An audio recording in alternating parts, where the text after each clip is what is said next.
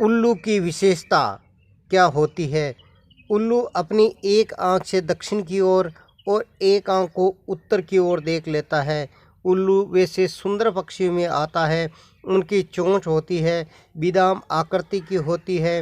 रात्रि को उड़ने वाला ये शिकारी पक्षी होता है।